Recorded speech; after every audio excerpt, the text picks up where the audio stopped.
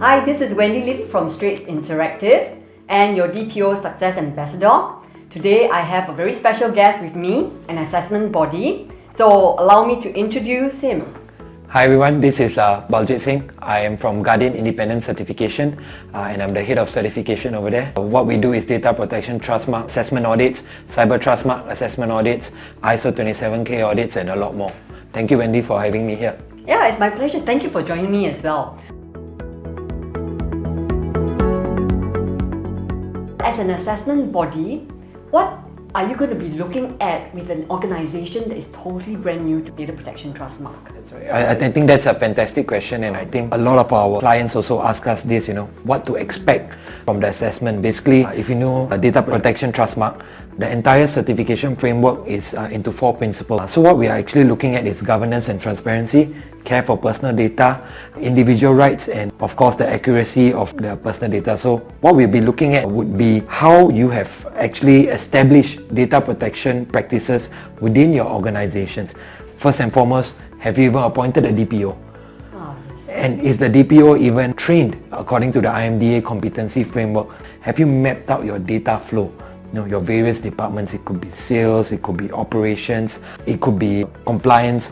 And have you done data protection impact assessment for you to limit the collection, use and disclose of personal data? We are also actually looking at, has data protection training being done to all staff? Has it been recorded so that when we come in, we will want to see evidences of all these trainings being done. Next part will also be, where do you store your personal data? Have you considered it to be at a secure location? Have you put into place any security measures to actually protect the personal data? Do you have a complaints handling process? These are some of the key evidences or practices that we want to see within an organization if they are applying for the Data Protection Trustmark. We do also have another group of organizations and DPOs that are looking at re-certification. So maybe a few pointers for these folks as well. The last time that you saw the assessors come in was 3 years ago. So when we come in 3 years later, what we're actually hoping to see is, have you continued these data protection practices and have they matured up throughout the years? Let's say new employees are onboarding. Have they been trained to data protection practices? Have you done your annual compliance reviews? If you have found any gaps through your annual compliance review, have you discussed it with your top management to have an action plan to further strengthen your data protection practices? And for organizations who are certified 3 years ago, if you would know, there are only 9 obligations that were applicable and now there are 11. How have you transited your practices to make sure all 11 obligations are being covered in this renewal cycle?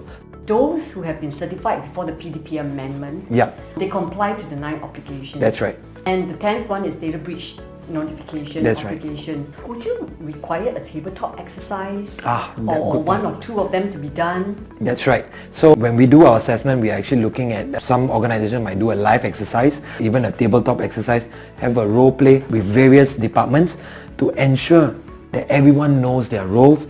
For example, more than 500 personal data is being leaked. What should you do? You should inform PDPC. So we're looking at, have they role-played this, and within the organizations they are aware, and how do they share the findings of this tabletop exercise within the organization so everyone can do their part to protect the personal data. Thank you. Interesting. And I think these are some things that organizations never think of as well. Exactly.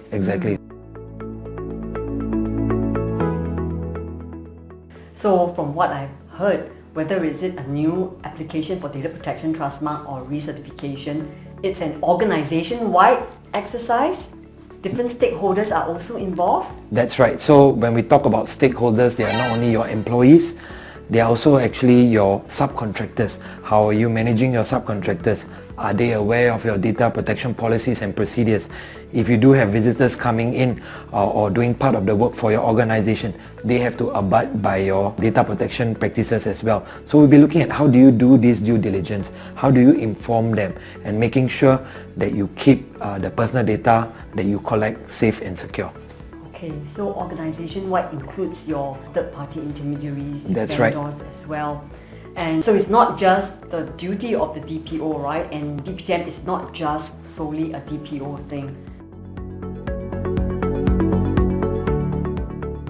And I hear you saying a couple of times trainings. Yeah. Trainings for the DPO and trainings for the staff as well. That's right. Why is that important? Because, sometimes I do speak to very new DPOs. They think that just assuming the roles and being able to write policies is sufficient. Or why is training important? Why I keep on stressing on training is, as you mentioned, that data protection is not the sole role of the DPO.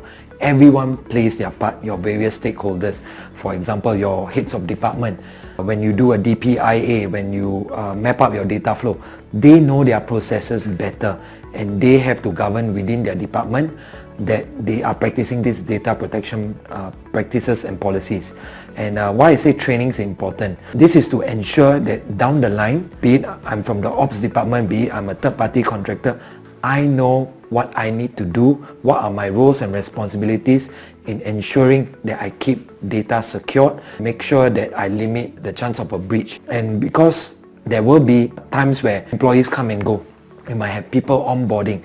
How is the training being done for them?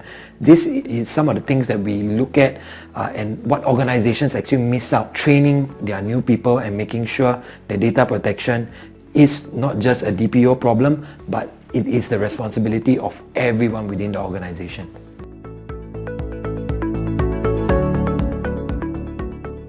Aside from PDPA trainings, do you also look at if they had or received cybersecurity trainings as well? Yes, cybersecurity is a component of data protection and it's essential that the organization takes it seriously, and even cybersecurity training is given throughout the organization. And why do we say that? If you look at attacks that happen, they are usually, the human factor. Phishing emails, or sometimes you put a thumb drive or a corrupted thumb drive when you bring it to work. So if you do not have security policies within your organization, then the human factor can actually come in and cause a data breach. So yeah, security training is a very big component of data protection as well. So also just to quickly touch on this point, there's also another agency, CSA, who actually has put up a lot of toolkits and even quizzes available to the public, available for the employees, available for the employers, for them to actually inculcate cybersecurity within their organization. So anyone who is interested in data protection or going for certification, we will also highly advise them to tap on these free toolkits that are available and for them to also educate their staff.